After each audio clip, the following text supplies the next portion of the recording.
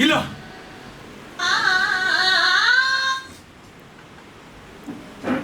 ಯಾರು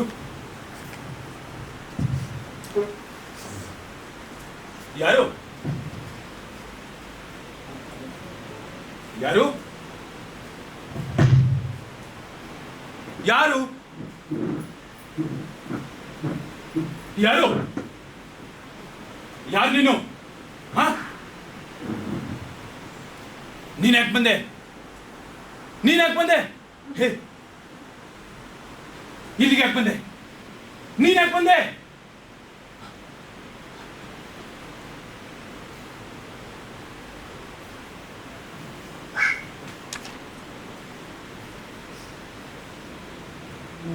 ಹಾಳಾದ ಪೊಲೀಸ್ನವರು, ಗೂಢಚಾರರು ಇವರೆಲ್ಲ ಸದಾ ನನ್ನ ಬೆನ್ನಿಗೆ ಬಿದ್ದಿರ್ತಾರೆ, ಬೆನ್ನಿಗೆ ಬಿದ್ದಿರ್ತಾರೆ.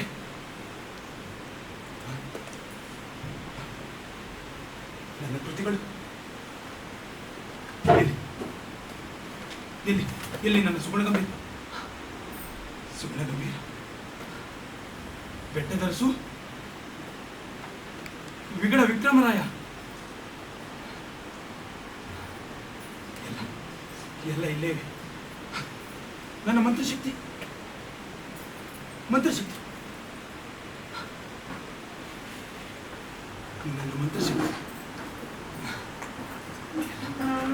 ಎಲ್ಲ ಎಲ್ಲ ಇಲ್ಲೇ ಇವೆ. ಸತ್ಯ, ಎಲ್ಲ ಇಲ್ಲೇ ಇವೆ.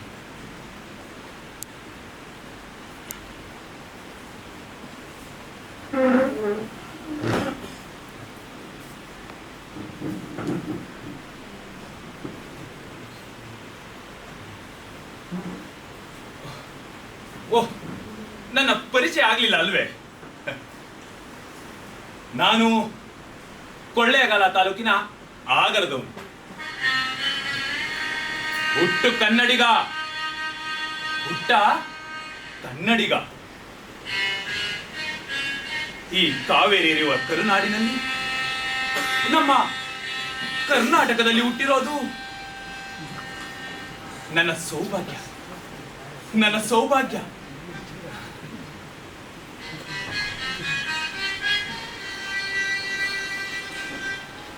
ನನ್ನ ಕಾಲದಲ್ಲಿ ನನ್ನನ್ನ ಕಾಡ್ದವರು ಅಂದ್ರೆ ಅರಮನೆಯವರು, ಮತ್ತೆ ಅವನನ್ನೇ ನಂಬಿಕೊಂಡು ಹೊಗಳ್ಕೊಂಡಿದ್ದ ಆ ಪಂಡಿತರು. ಅರಮನೆ ಮಂದಿನ ಹೊಗಳಿ ಹೊಗಳಿ ಸಾಹಿತ್ಯವನ್ನ ರಚಿಸಿದ ಈ ಪಂಡಿತರು ನಿಜ ಸಾಹಿತ್ಯವನ್ನೇ ಜನರಿಂದ ದೂರ ದೂರ ಇಟ್ರು. ಇದೆಲ್ಲದರಿಂದ ಬೇರೆಯಾಗಿ ನಾನು ಕವಿತೆ, ಕತೆ, ನಾಟಕ, ಸಾಹಿತ್ಯ, ತತ್ವ ಇವುಗಳನ್ನು, ಆದ್ರೆ ಇಲ್ಲೆಲ್ಲ ನನ್ನ ದೃಷ್ಟಿ, ನನ್ನ ದೃಷ್ಟಿ ಸುಖವನ್ನ ಕಳೆದುಕೊಂಡ ಮನುಷ್ಯರ ಕಡೆಗಿದೆ.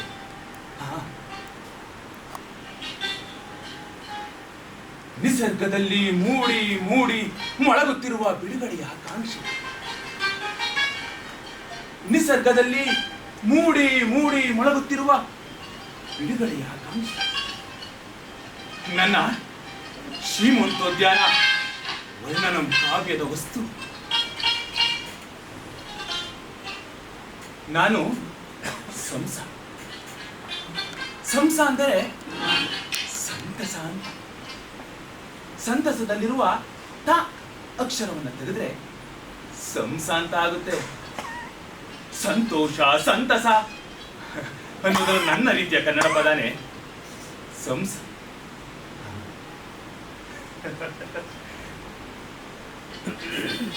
ಹೇಳಿದ್ರೆ ನೀವು ನಗ್ತೀರಾ. ಕಂಸ ಅಂತ ಬರ್ದಿದ್ದೆ, ಆದ್ರೆ ಈ ರುದ್ರ ರಾಕ್ಷಸ ಸಂಸ ಅಂತ ಆದೇಶ ಕೊಟ್ಟ. ಅದನ್ನೇ ಕಾವ್ಯನಾಮ ಮಾಡ್ಕೊಂಡೆ ಅಂತ ಸ್ನೇಹಿತರ ಹತ್ರ ತಮಾಷೆ ಮಾಡ್ತಾ ಇರ್ತೇನೆ.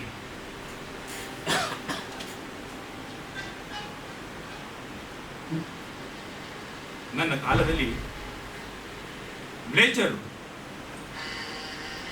ಅದೇ ಹಾ ಬಿಳಿ ತೊಗಲ್ನವರು ನಮ್ಮ ಇಡೀ ವಾತಾವರಣವನ್ನೇ ಆವರಿಸ್ಬಿಟ್ಟಿದ್ರು.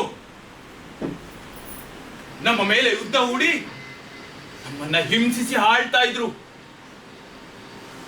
ಅಷ್ಟೇ ಅಲ್ಲದೆ ನಮ್ಮಗಳನ್ನ ಅವಮಾನಕ್ಕೆ ಗುರಿಪಡಿಸಿ ನಮ್ಮಲ್ಲಿದ್ದಂತ ಚೈತನ್ಯವನ್ನೆಲ್ಲ ಈರ್ತಾ ಇದ್ರು. ಇಂಥವ್ರನ್ನ ಎದುರಿಸಿ ಈ ನಮ್ಮ ರಾಜರು ಎದ್ದು ನಿಲ್ಲೋಕೆ ಆಗ್ಲಿಲ್ಲ. ಬಿಡುಗಡೆ ಹೊಂದಲೇಬೇಕು ಅನ್ನೋ ಮನೋಭಾವ ರಾಜರಿಂದ ದೂರ ಆಗ್ತಾ ಬಂತು. ಕ್ರಮೇಣ ಈ ಬ್ರಿಟಿಷ್ ಅನ್ನ ಬೇಸಹಿತ ಕಿತ್ತಾಕ್ಬೇಕು ಅನ್ನೋ ವಿಚಾರನೆ ಮರ್ತ್ಬಿಟ್ರು. ಇನ್ನು ನನ್ನಂತವನು ಏನ್ ತಾನೇ ಮಾಡ್ತಾರೆ? ಆ ಬಿಳಿಯರ ವಿರುದ್ಧ ಕತ್ತಿ ಹಿಡಿಯೋಕ್ ಸಾಧ್ಯನಾ?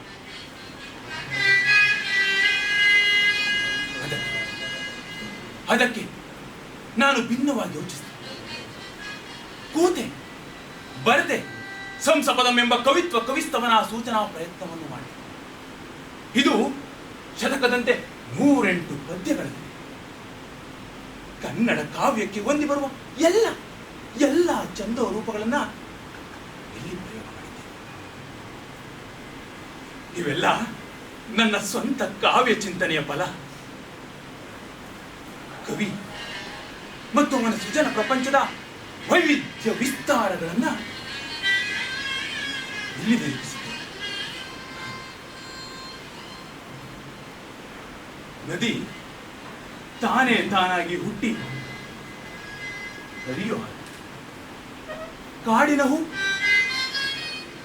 ತನ್ನ ಕಂಪನ್ನು ಅಜ್ಞಾತವಾಗಿ ಎಲ್ಲೋ ಸೂಸುವ. ಬೇರೆಯವ್ರ ಹತ್ರ ಶಿಷ್ಯತ್ವ ಮಾಡಿದ್ರೆ ಕವಿತೆ ಬರೆಯೋಕ್ ಸಾಧ್ಯನಾ? ಇಲ್ಲ. ಈ ಕವಿತೆ ಬರೆಯೋನಿಗೆ ಯಾರಾದ್ರೂ ಕವಿತೆ ಹೇಳ್ಕೊಡಕ್ ಸಾಧ್ಯ? ಇದೆಲ್ಲ ಸಾಧ್ಯವಾಗಿದ್ದು ನನ್ನ ಗುರುಗಳಾದ P.R. ಕರಿಬಸವ ಶಾಸ್ತ್ರಿ ಮತ್ತು ಸಿದ್ಧಲಿಂಗ ಶಾಸ್ತ್ರಿಗಳು. ಇವರೆಲ್ಲರಿಂದ ಕಲಿತ ವಿದ್ಯೆಯಿಂದ ಈ ನನ್ನ ಎಲ್ಲ ಕೃತಿಗಳು ಸೃಷ್ಟಿಯಾದ ಹುಟ್ಟು ಕವಿಗಳಿರುವ ಲೋಕ ಬಂದು ಸಂತೋಷದ ಲೋಕ.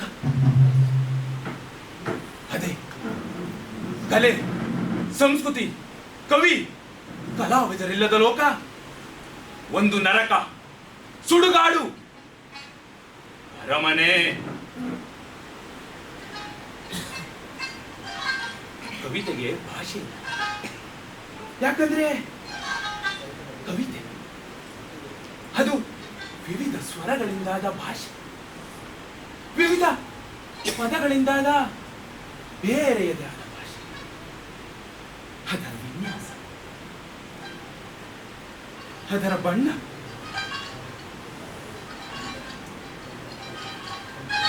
ಅದರ ಮೈಯಲ್ಲಿ ಸೇರಿರುವ ದೇಸಿ,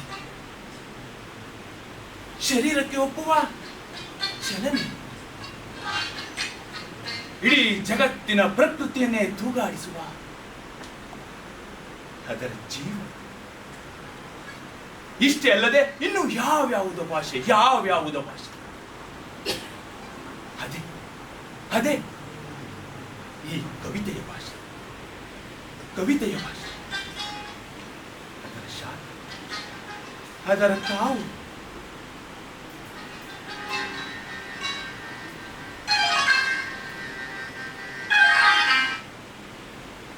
ಇನ್ನೊಬ್ಬರನ್ನ ಹೊಗಳಲು ನಾನು ಕವಿತೆಗಳನ್ನ ಬರೆಯಲಿಲ್ಲ. ಈ ಶಬ್ದಗಳ ಆಯ್ಕೆಯಲ್ಲಿ ನನಗಾವುದೇ ಬಳಲಿಕೆನೂ ಆಗಿದೆ. ಇನ್ನೂ ಕೆಲವರು ಬರೆಯುವಾಗೆ ಈ ಸವಕಲು ಪದಗಳನ್ನ ಬಳಸಿ ಪದ್ಯ ಬರೆಯೋದು ನನ್ನ ಜಾಯಮಾನಕ್ಕೆ ಒಗ್ಗಿ ಬಂದಿಲ್ಲ. ನನ್ನ ಕೃತಿಗಳು ನನಗೆ ಸಂತೋಷವನ್ನು ತಂದಿವೆ. ನೀವು ನಂಬೋಲ್ಲ, ಈ ಎಲ್ಲ ಸೃಷ್ಟಿಕ್ರಿಯೆ ನಡೆದದ್ದು ನಾನು SSLC ಫೇಲ್ ಆದ್ಮೇಲೇನೆ. ಅದೇಗೆ ಈ ನನ್ನ ನಾಲಿಗೆಯಲ್ಲಿ ಮಿಂಚಿನ ವೇಗದಲ್ಲಿ ಸಂಚರಿಸೋ ಈ ಶಕ್ತಿ ಉಂಟಾಯಿತು. ನನಗೆ ವಿಸ್ಮಯ. ನನಗೆ ಒಂದೊಂದ್ಸಲ ಅನ್ಸುತ್ತೆ, ಈ ಕವಿತೆ ಅಂದ್ರೆ ಏನು? ಕವಿತೆ ಅಂದ್ರೆ ಏನಲ್ಲ. ಇದು ಚಿಂತೆಯ ವಿಚಾರವಲ್ಲ, ನನಗೀಗ ಚಿಂತನೆಯ ಸಂಗತಿಯಲ್ಲ.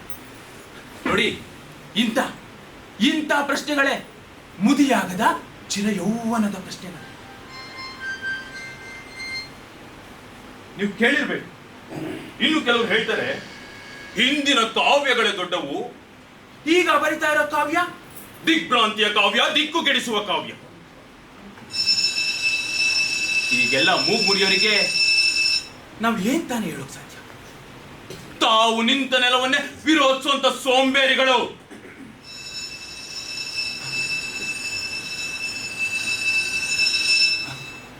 ಕೇಳಿದ್ರ? ಕೇಳಿಸ್ತಾ? ನಾನು ನನ್ನ ನಾಟಕಗಳ ಬಗ್ಗೆ ಮಾತನಾಡ್ತಿರುವಾಗಲೇ ಹೇಗೆ ಹೇಗೆ ನನ್ನ ಸಾವಿನ ಗಂಟೆ ಬಾರಿಸ್ತಾ ಇದೆ. ನನ್ನಂತೆ ಮುಕ್ತವಾಗಿ ಬರೆಯೋರಿಗೆ ಈ ಪೊಲೀಸರ ಬೂಟು ಕಾಲುಗಳು, ಪೊಲೀಸರ ಕೋವಿ, ಸದಾ ಬೆನ್ನು ಹತ್ತಿ ಬರುವ ಕ್ರೂರಿಗಳು.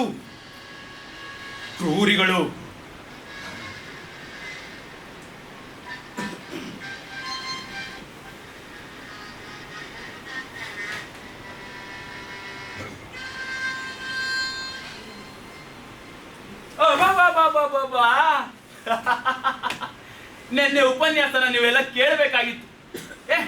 ಎಂತ ಅದ್ಭುತ ಉಪನ್ಯಾಸ ಅಂತೀರ, ಅದ್ಭುತವಾಗಿತ್ತು.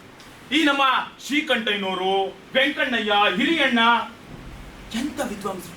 ಬಾ, ನಮ್ಮ ಮೈಸೂರು ಚರಿತ್ರೆ ಬಗ್ಗೆ ಒಂದು ಉಪನ್ಯಾಸ ಕೊಟ್ರು, ನೀವು ಕೇಳಬೇಕಾಗಿತ್ತು. ಒಂದೇ ಒಂದು ಉಪನ್ಯಾಸದಿಂದ ಎಂತೆಂತ ಕಾವ್ಯಗಳು, ಎಂತೆಂತ ಕೃತಿಗಳ ಹುಟ್ಟುತ್ತಂತೆ. ಗೊತ್ತೇನ್ರಿ? ನಿಮಗ್ ಗೊತ್ತೇನ್ರಿ? ಅವರ ಉಪನ್ಯಾಸದಿಂದ ಎಂತೆಂತ ಕಾವ್ಯಗಳು, ಎಂತೆಂತ ಕೃತಿಗಳು. ಇದೆಲ್ಲ ಭೀಕರವಾದ ಸುಳ್ಳು. ಇವರುಗಳ ಈ ಪ್ರತಿಭೆ ಅರಮನೆಯ ಒಂದಿ ಮಾಗದರನ್ನು ಮೀರಿಸುತ್ತೆ. ನಿಮ್ಗೊಂದು ವಿಷಯ ಗೊತ್ತಿದೆ, 1915ನೇ ಇಸ್ವಿಯಿಂದಾನೇ ಸಾಹಿತ್ಯ ಕೃಷಿ ಮಾಡಿದ್ರು ನಾನು. ಮೈಸೂರು ಚರಿತ್ರೆನ ನನ್ನ ಆಸಕ್ತಿ ಮಾಡ್ಕೊಂಡು ಬರೆಯೋ ವಿಚಾರ ಆ ಶಾಸ್ತ್ರಿಗಳಿಗೂ ಗೊತ್ತು, ಪಂಡಿತರಿಗೂ ಗೊತ್ತು. ಈ ಯೂನಿವರ್ಸಿಟಿ ಆರಂಭ ಆಗೋಕ್ಕೂ ಮೊದಲು ಬರವಣಿಗೆ ಮಾಡಿದ್ರು ನಾನು. ಆಮೇಲೆ ಇವರೆಲ್ಲ ಬಂದು ಉಪನ್ಯಾಸ ಕೊಟ್ಟರು. ಈ ಯಾವ ಸಂಗತಿಗಳು ನಿಮಗೆ ಗೊತ್ತಿಲ್ಲ ಅಂದ್ರೆ ಈಗ ತಿಳ್ಕೊಳ್ಳಿ. ನಿಮ್ಮ ಪ್ರೊಫೆಸರ್ ಕಂಠೀರಾಯ, ತಾರಮಯ್ಯ, ರಾಮಚಂದ್ರಪ್ಪ, ಸಿದ್ದರಾಮಪ್ಪ, ಇವರ ಪದವಿಗಳಂದ್ರೆ ಸಾಮಾನ್ಯವೇ. ಇನ್ನು ಇವರ ಬಿರುದುಗಳೇನು? ಅನ್ಯ ವಿದ್ವಾಂಸ, ಹೃದಯ ವೇದನ ಸಿಂಹನಾದ ವಿಜೃಂಭಣ, ಸಾಹಿತ್ಯ ವಿದ್ಯಾಧರ, ಸರಿಗೆ ರುಮಾಲಿನ ಕಾಸಿನಗಲದ ಅಕ್ಷತೆ ಜರಿಪಂಚೆಯ ವಿದ್ವಾಂಸ. ಇನ್ನು ಇವರು ಕೊರಳೆ ಧರಿಸಿದ ಹಾರ, ಆ ಹಾರದ ಎದೆಯಲ್ಲಿ ರಾರಾಜಿಸುತ್ತಿರುವ ಗಂಡ ಬೇರು. ಇಷ್ಟು ಸಾಕಲ್ವಾ ಇವರ ಈ ಗುಲಾಮಿ ಪಾಂಡಿತ್ಯವನ್ನ ಸಾರೋದಕ್ಕೆ?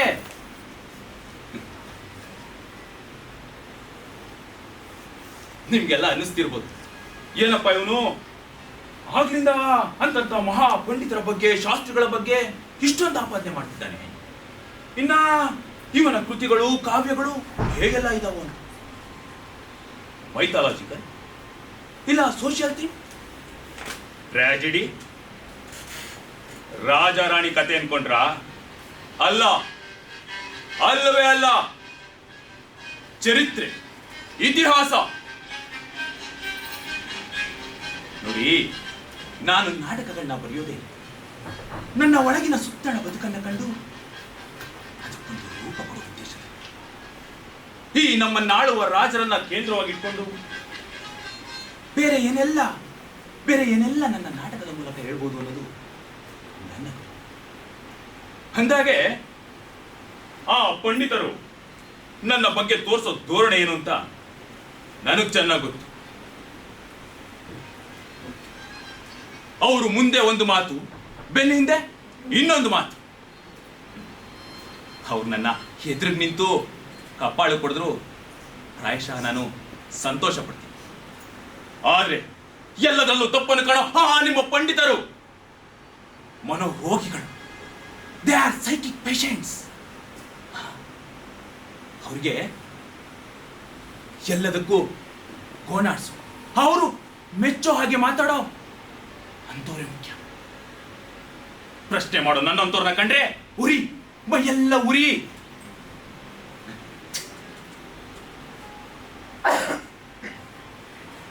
ನಿಜ ಹೇಳ್ಬೇಕು ಅಂದ್ರೆ ನಾನು ಮನುಷ್ಯರ ಮುಖಕ್ಕೆ ಮುಖ ಕೊಟ್ಟು ಮಾತಾಡೋಕ್ಕೂ ನಾಚಿಕೆ ಪಟ್ಕೊಂಡು. ಆದ್ರೆ ಈ ಕ್ರೌರ್ಯ ತುಂಬಿದ ಜಗತ್ತಲ್ಲಿ ನಾನು ಉಳಿದಿದ್ದಾದ್ರೂ ಏನು? ಬರೀ ನೋವು, ಹತಾಶೆ, ಸಂಕಟ.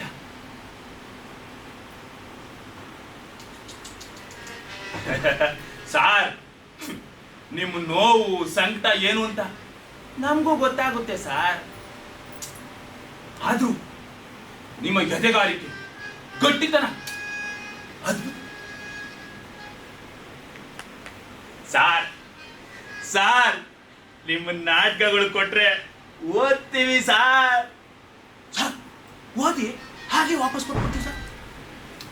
ಸಾರ್, ಮ್ಯಾನುಸ್ಕ್ರಿಪ್ಟ್ ಆದ್ರೂ ಕೊಡ್ಬಿಡಿ, ಪ್ರತಿ ಮಾಡಿಕೊಂಡು ಹೀಗೆ ತಗೊಂಡು ಹೀಗೆ ಕೊಟ್ಬಿಡ್ತೀವಿ ಸಾರ್. ಹೀಗೆ ಹೀಗೆ ಹೀಗೆ ಬಂದು ದಿನ ಪೀಡಿಸ್ತಾರೆ. ಅಷ್ಟಕ್ಕೂ ಇವರೆಲ್ಲ ಯಾರು? ಇವರೆಲ್ಲ ಆ ಪೊಲೀಸ್ನವರ? ಇಲ್ಲ ಆ ಪಂಡಿತರ ಏಜೆಂಟ್ರ? ಓಹೋ, ಈಗ ಗೊತ್ತಾಯ್ತು. ಇವರೆಲ್ಲ ಆ ಪಬ್ಲಿಷರ್ ಕಡೆಯವರು. ನನ್ನ ನಾಟಕದ ಬಗ್ಗೆ ಅಭಿಮಾನ ತೋರಿಸೋ ತರ ಮುಖವಾಡ ಹಾಕೊಂಡ್ಬಂದಿರೋ ಹೆಗ್ಗಣಗಳು ಇವರು.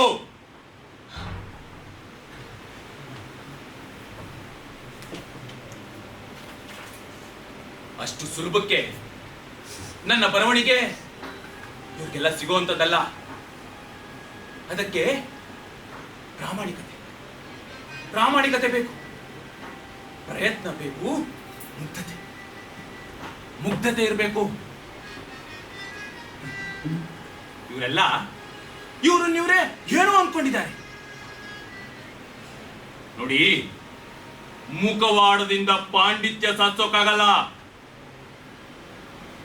ಯಾಕಂದ್ರೆ ನಾನು ಆ ಪಂಡಿತ ಅಲ್ಲ.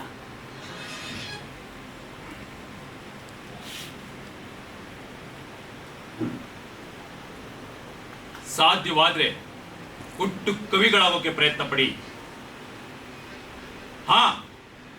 ಆ ಪಂಡಿತರ ಮಾತು ಕೇಳ್ಕೊಂಡು ನಿಮ್ಮ ಬೆಳವಣಿಗೆಗಳನ್ನ ಕುಂಠಿತ ಮಾಡ್ಕೋಬೇಡಿ. ಅವರು ಬೆಳೆಯಲ್ಲ, ನಿಮ್ಮಗಳನ್ನೂ ಬೆಳೆಯೋಕ್ ಬಿಡಲ್ಲ.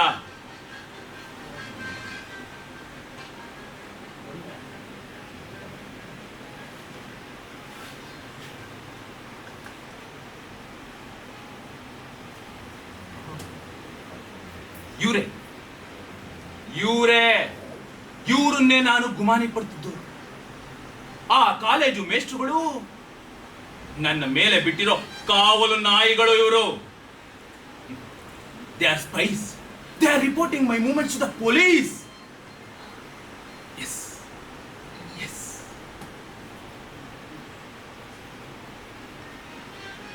ಇನ್ನು ಆ ಸಿಐಡಿಗಳು ಮಫ್ಲರ್ ಸುತ್ಕೊಂಡು, ಕುರ್ಚಲು ಗಡ್ಡ ಬಿಟ್ಕೊಂಡು, ಕಡಲೆಕಾಯಿ ತಿಂತ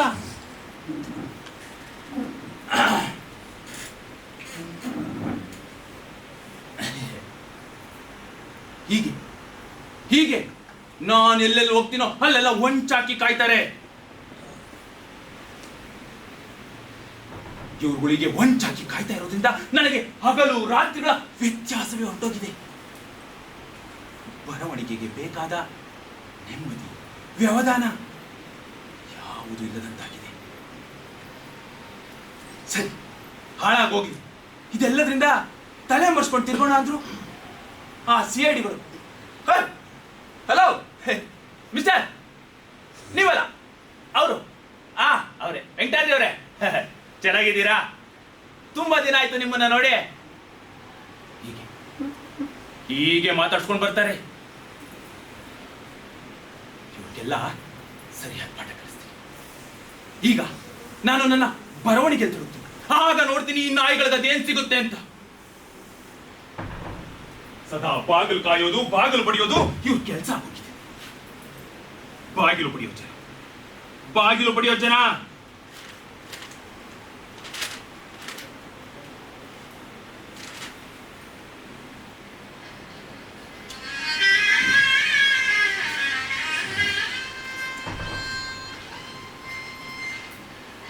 ಇಷ್ಟು ಸಾಲದು, ಇವ್ರದೆಲ್ಲ ಒಂದು ಕಡೆ ಕಾಟ ಆದ್ರೆ ಅವನೊಬ್ಬ ಬರ್ತಾನೆ, ಮಹಾನಂದಯ್ಯ.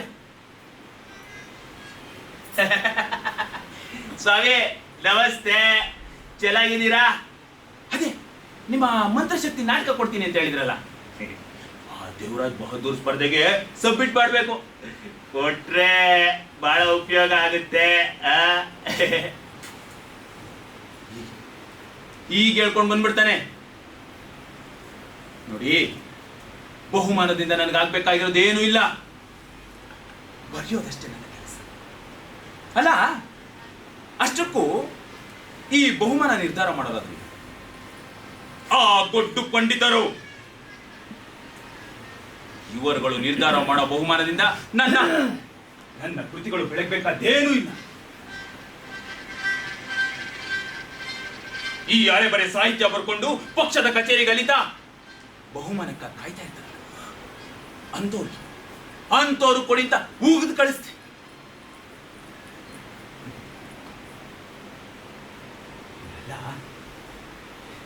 ಇವರೆಲ್ಲ ನನ್ನ ಬರವಣಿಗೆ ಮುಚ್ಚಾಕೋಕ್ ಮಾಡ್ತಾ ಇರೋ ಯತ್ನ ಇದು.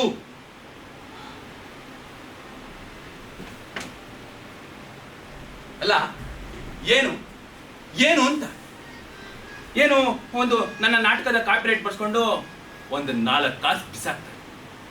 ಆಮೇಲೆ ಅದನ್ನ ಪ್ರಿಂಟು ಮಾಡದೆ ಕೊಳೆ ಹಾಕ್ತಾರೆ. ಕಡೆಗೆ ನಾನು ಪರದಾಡೋ ಹಾಗೆ, ಪೇಚಾಡೋ ಹಾಗೆ ಮಾಡಿ ನಿಧಾನವಾಗಿ ನನ್ನ ನಾಟಕಗಳು ನನ್ನ ಕೈ ತಪ್ಪಿ ಹೋಗೋಗಿ ಮಾಡ್ತಾರೆ. ಇಷ್ಟೆಲ್ಲ ಹೇಳಿದ್ರು ಆ ಮಹಾನಂದಯ್ಯ, ಸ್ವಾಮಿ ಏನು ಸ್ವಾಮಿ ಇದು ಗೋಡೆಗಳು? ಅಯ್ಯೋ, ಏನ್ ಸ್ವಾಮಿ ನಿಮ್ಮ ಗೋಡೆಗಳು ಒಳ್ಳೆ ಜೈಲು ಗೋಡೆಗಳಿದ್ದಾಗಿದ್ದಾವಲ್ಲ. ಸ್ವಾಮಿ, ನನ್ನ ಹತ್ರ ಒಳ್ಳೆ ಒಳ್ಳೆ ಚಿತ್ರಗಳಿದ್ದಾವೆ. ನೀವು ಅಪ್ಪಣೆ ಕೊಟ್ರೆ ಒಳ್ಳೆ ಒಳ್ಳೆ ಚಿತ್ರಗಳು.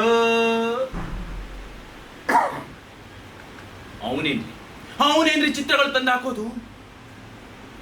ನನ್ನ ಹತ್ರ ಇರೋ ಚಿತ್ರ ಅವನ ಹತ್ರ ಇರೋ ಚಿತ್ರಕ್ಕಿಂತ ತುಂಬಾ ತುಂಬಾ ಚೆನ್ನಾಗಿದೆ. ನೋಡ್ತೀರಾ?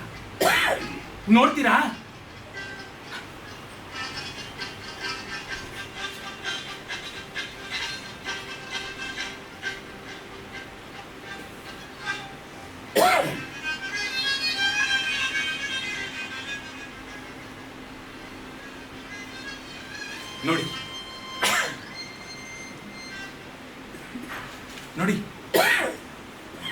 ಏನು ಆಶ್ಚರ್ಯ ಆಗ್ತಿದ್ಯಾ? ಆಗ್ಲೇಬೇಕು. ಮನುಷ್ಯ ಹೇಳಿ, ಮನುಷ್ಯ ಇದಕ್ಕಿಂತ ಒಳ್ಳೆಯ ಚಿತ್ರ ನೋಡೋಕ್ ಸಾಧ್ಯನಾ? ಇದಕ್ಕಿಂತ ಸೊಗಸಾದ ಚಿತ್ರ ಇರೋಕ್ ಸಾಧ್ಯವೇನು? ಮನುಷ್ಯ ನೋಡೋಕ್ ಇಷ್ಟಪಡೋದು ಮನುಷ್ಯರ ಚಿತ್ರವಲ್ಲ. ಇದಕ್ಕಿಂತ ಉತ್ತಮವಾದ ಚಿತ್ರ ಯೋಚಿಸೋಕು ಸಾಧ್ಯವೇ?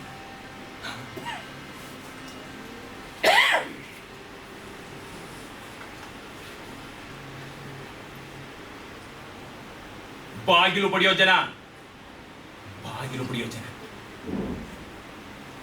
ಲೇಖಕ ನಾಟಕದಲ್ಲಿ ಸುಳ್ಳನ್ನ ತೋರಿಸಿದ್ರೆ ನಿಜವನ್ನ ತೋರಿಸಿದ್ರೆ ಸುಳ್ಳು ಕಾಣುತ್ತೆ. ಈ ರಾಜರ ಖಡ್ಗ, ಗುರಾಣಿ, ಜಂಬೂ ಸವಾರಿ ಇವೆಲ್ಲ ಸುಳ್ಳಿನ ಕನಸು. ನಮ್ಮನ್ನಾಳುವ ರಾಜರ ಸುತ್ತ ಬಂಡವಾಳಶಾಹಿಗಳು ಕೋಟೆಯನ್ನ ಕಟ್ಟಿದ್ದಾರೆ. ಆ ಕೋಟೆಯ ಮಧ್ಯೆ ಈ ನಮ್ಮ ರಾಜರು ಅವರ ತಾಳಕ್ಕೆ ತಕ್ಕಂತೆ ತಕತೈ ತಕತೈ ತಕತೈ ಅಂತ ಕುಣಿತಾ ಇದ್ದಾರೆ. ಇದು ಇದು ನಾನ್ ಕಾಣ್ತಾ ಇರೋ ಚಿತ್ರ. ಈ ನಮ್ಮ ನಾಳುವ ರಾಜರ ಪರಿಸ್ಥಿತಿ ಹೇಗಾಗಿದೆ ಅಂದ್ರೆ ಒಳಗೆ ಹುಳ ತಿಂದು ಬಿಡೋ ಮರದ ಹಾಗಾಗಿದೆ. ಆ ಬಂಡವಾಳಶಾಹಿಗಳ ಭೀತಿಯಿಂದ ಬಾಯಿ ಮುಚ್ಕೊಂಡು ಬಿದ್ದಿದ್ದಾರೆ. ಈ ಪೊಲೀಸ್ನವ್ರ ಬಗ್ಗೆ ನಾನು ಒಂದು 120 ಪುಟಗಳ ಮೆಮೊರಿಯಲ್ ಬರ್ಕೊಟ್ಟಿದೆ ಈ ನಮ್ಮ ರಾಜರಿಗೆ.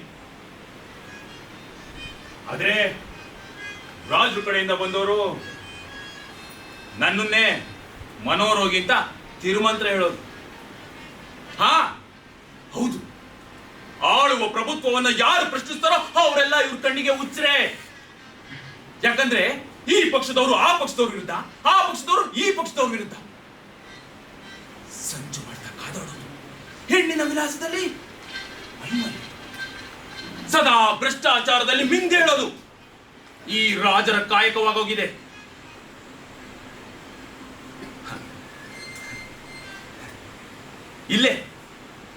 ಇಲ್ಲೇನೆ ನಮ್ಮ ವಿಕ್ರಮರಾಯನ ಅದ್ಭುತ ರಾಜಕೀಯ ಪ್ರತಿಭೆ ಮೂಡೋದು ಇಲ್ಲೇ, ಈ ಕಾವಲುಗಳ ಮಧ್ಯೆ, ಸೆರೆಮನೆಯ ಮಧ್ಯೆ.